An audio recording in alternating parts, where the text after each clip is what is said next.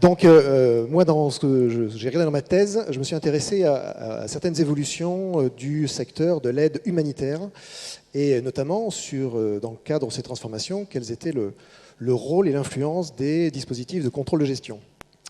Alors c'est vrai que la recherche en contrôle, d'un point de vue théorique, elle s'intéresse depuis pas mal d'années finalement à cette transformation, parce que ces transformations, elles rappellent parfois douloureusement celles des transformations qu'on appelle le nouveau management public, c'est-à-dire l'irruption depuis un certain nombre d'années d'une rationalité économique, financière et de l'apparition de nouvelles valeurs dans la sphère publique. Alors, méthodologiquement, pour regarder ces transformations, j'ai plongé dans les directions financières de 2 grandes ONG humanitaires. Et donc, j'ai passé 3 mois d'ethnographie chez Handicap International, d'abord, puis 6 mois chez Médecins sans frontières. Alors, pour analyser ces 2 organisations, pour analyser les différences que je pouvais isoler, j'ai utilisé 3 axes d'analyse. Le premier, c'est comment ces organisations rendent-elles compte de leurs actions. C'est ce que les anglo-saxons appellent le système d'accountability. Le deuxième axe a été comment ces organisations, finalement, elles définissent leur performance organisationnelle. Et puis le troisième axe que j'ai regardé, c'est la manière dont ces organisations entouraient ce système d'accountability et cette performance avec un certain nombre de normes et de valeurs culturelles. Et bien sûr, dans les résultats, ce que j'ai fait basiquement en tant que comptable, c'est que j'ai comparé les leviers les uns avec les autres.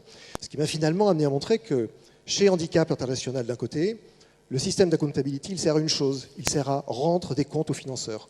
Ce qui n'est absolument pas le cas chez Médecins sans frontières, ou chez Médecins sans frontières, ces systèmes incitent plutôt les sans-frontiéristes à se sentir responsables de leurs actions.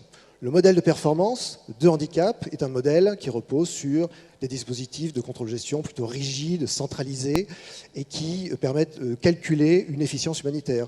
Chez Médecins sans frontières, les dispositifs de contrôle permettent plutôt, autour d'une responsabilité budgétaire collective, des prises de risques. Donc globalement, en comparant ces 2 systèmes, j'oppose de ce que j'appelle 2 régimes de contrôle. Un régime de contrôle managérialisé, du côté de Handicap International, c'est-à-dire avec le recrutement de personnes, de cadres issus du privé qui importent leurs méthodes et leur savoir-faire, managers que j'appelle néo-managers humanitaires, et de l'autre côté, en raison de valeurs très fortes culturelles chez MSF, on voit plutôt apparaître une figure d'un entrepreneur, d'un néo-entrepreneur humanitaire. Donc mes contributions, globalement, sont celles de montrer que, d'abord, mettre la lumière sur les contrôles de gestion de ces organisations atypiques, et puis ensuite de montrer quand même que la manière dont les transformations organisationnelles peuvent être suivies et pistées à travers les contrôles de gestion. Merci beaucoup. Merci.